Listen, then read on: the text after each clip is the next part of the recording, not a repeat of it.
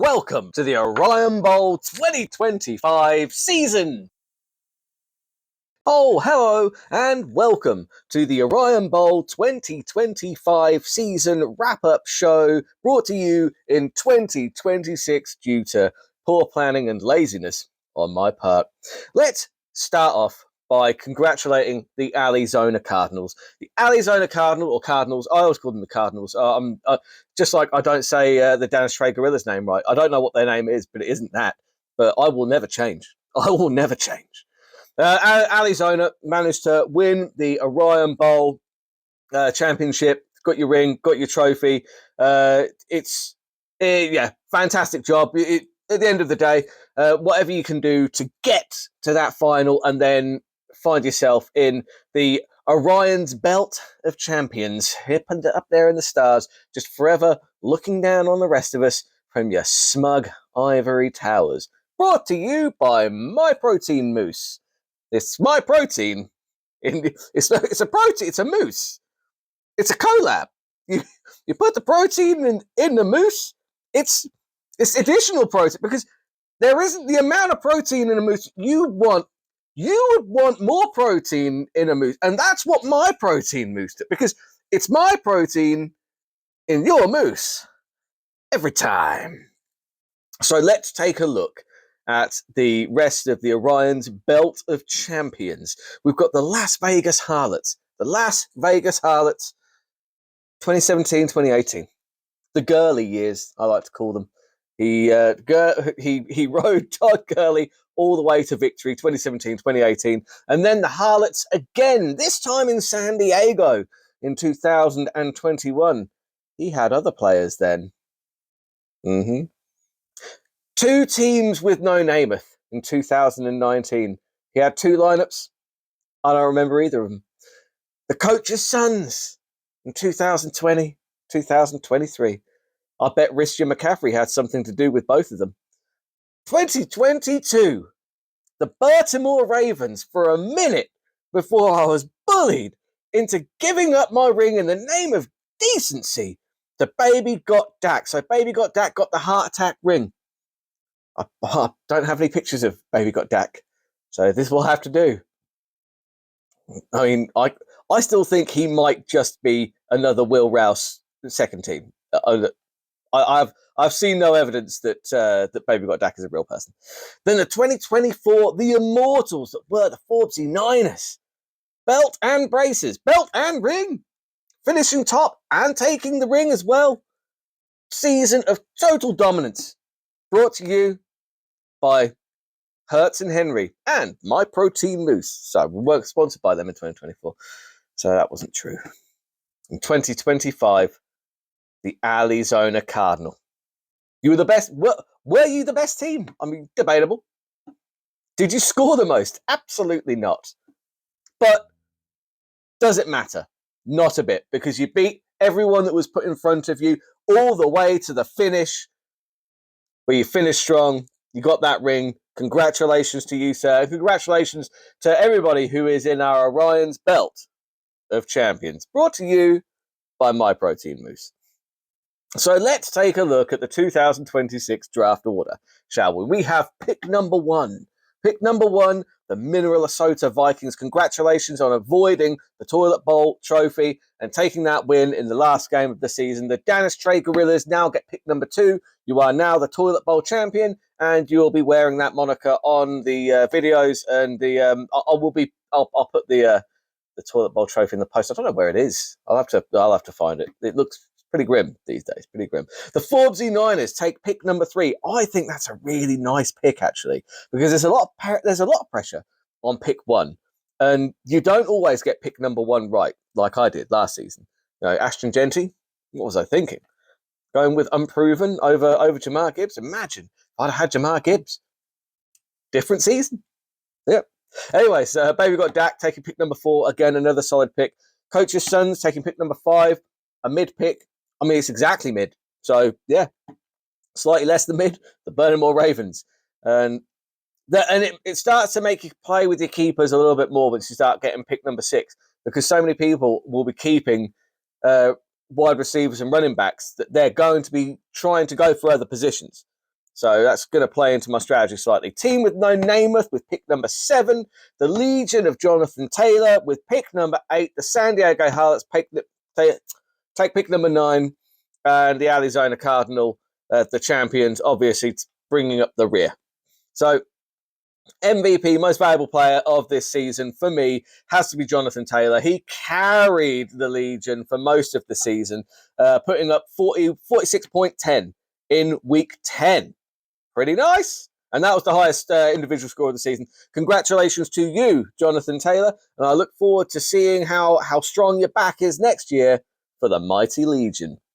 Then we have Sweet D of the Year this year, obviously goes to the Seahawks D. Best of luck to you in the Super Bowl. I will be really looking forward to seeing if I can live vicariously through Sam Darnold. I think the Jets did you really dirty, Sam, and I said that at the time. I always said the Jets' problems were not Sam Darnold. They just weren't. And to see you get to the Super Bowl now, it is kind of nice. It's good. It's good. I'll be enjoying watching it, but that's the dog that I have in this fight. It's definitely Sam Darnold. And I think with that Sweet D, you've got a great chance of pummeling those Patriots into the ground.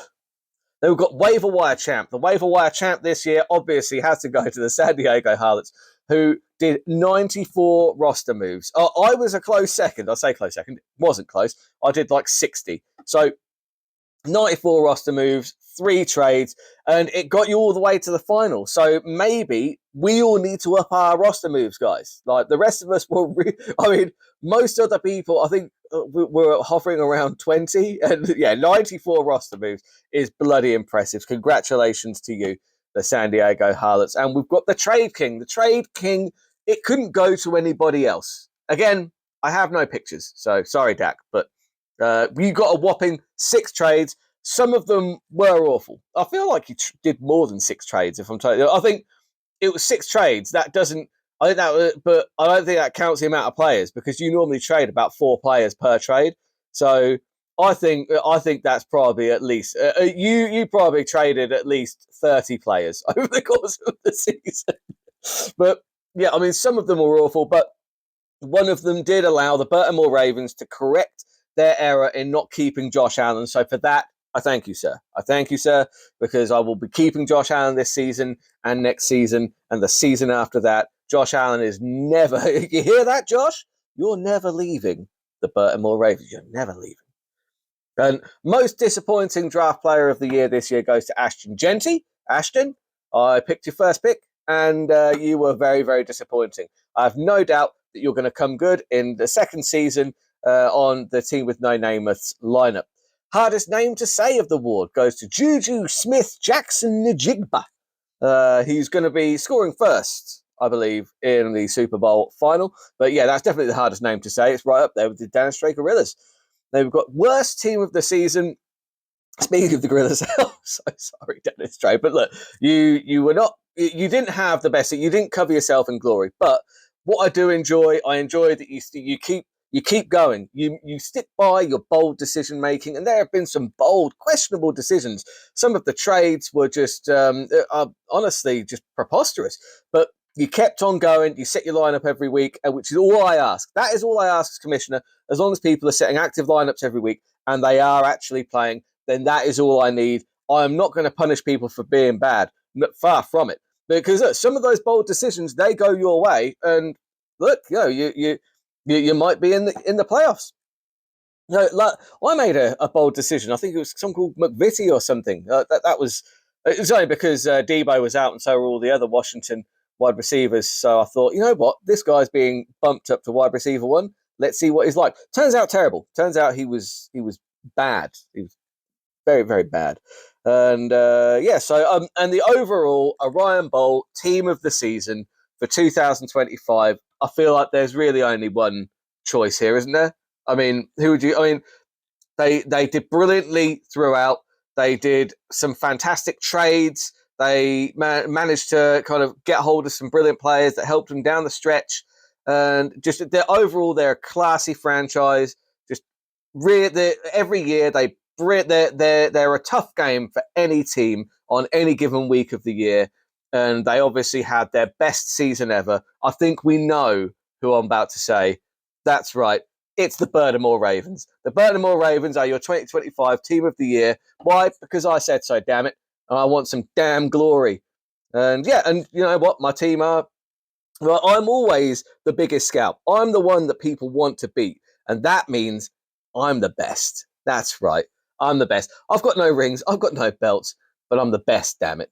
Although I do have a cereal bowl regular season belt. I retired that.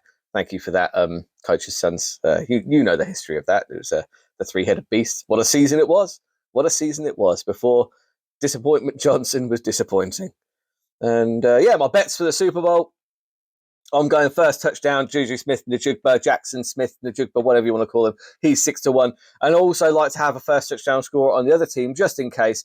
15-1 on Hunter Henry. And that means that by the end of by the time the first touchdown is scored, I will have lost £15. Pretty nice. Pretty nice. Now I'll go for my picks for the 2026 season. The Forbesy Niners, I think they can really build around Derrick Henry and Javonte Williams. With the third overall pick, I feel like you've got to keep an eye on the Forbesy Niners in 2026. They can do some real damage. Baby God Dak will probably keep Jefferson and Jamar Chase looking to win a championship in 2023, I guess, because, I mean, that's when they were good. The Suns would probably just like to keep McCaffrey twice, and he is worth building a team around. The Suns always find good players throughout the season. They're a very savvy team owner, so I feel like they're going to be just fine. The Vikings, number one pick, but I'll be honest, your keepers are not blowing my skirt up. They're not the best. I guess it would be Charbonnet and Jacobs, but you better use that number one pick wisely, better than I did last season. Don't waste that pick, dude, because your keepers really they're not the best. The Gorillas, look, it's easy for the Gorillas. Bo Nix and Gainwell, perfect. Then you've got Baltimore Ravens. I'm going to be keeping Josh Allen and Bijan Robinson. The only reason I'm not keeping Quinshon Judkins is because he broke his leg at the end of the season. Do we know what kind of Quinshon Judkins is coming back? It's a power position. They rely on their speed and explosiveness. Does that come back the same way with a broken leg? It's a real shame. Because otherwise it probably would have been Allen and Quinshon Judkins. But I will keep Bijan because Bijan is the Atlanta Falcons offense at the moment. That's probably going to get me a nice mid-placed finish again. I should probably try and finish lower so I can really, really rebuild properly. The Harlots, they'll probably keep Barkley and Gibbs. I would have thought. Saquon wasn't great this season, but he is a great player. We all know it. And Gibbs is an absolute destroyer. That puts the Harlots in the playoffs next season. I think we could see them into another final. Arizona, A-Chain and Puka are definitely who you should be keeping. He's probably going to keep Bucky Irving just to annoy me. Legion, building a team around Jonathan Taylor is not the worst thing that you could do. I think Taylor and Pickens, honestly, you're going to be seeing the Legion in the playoffs next season. But my pick for 2026, they're going to be in unbelievable shape because they're going to have two of the best kind of second-year running backs in the league because they managed to finish the season with Ashton Genty and Mario Hampton on their lineup. And I think both of those come good next season. So you're looking at two top 5 running backs as your keepers, and he's able to draft around them. So he doesn't have to worry about his running backs. He can now just draft the best in the other positions. I think you're in great shape for the draft, which means you're going to be my pick for the 2026 season. You're not going to lose a game. It's going to be a second ring for the team with no Namath, and I, for one, can't wait to see it. It's going to be wonderful stuff. But I just wanted to say thank you to you all, honestly, for taking part in the Orion Bowl. I love it every single season.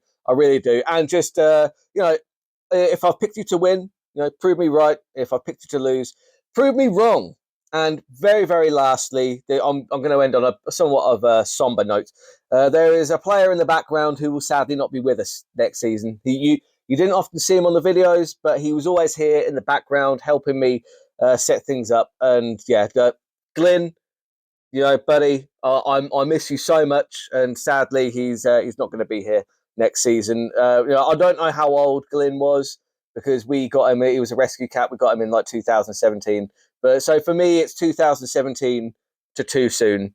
This season dedicated to you, Glyn, in memoriam, forever in my heart.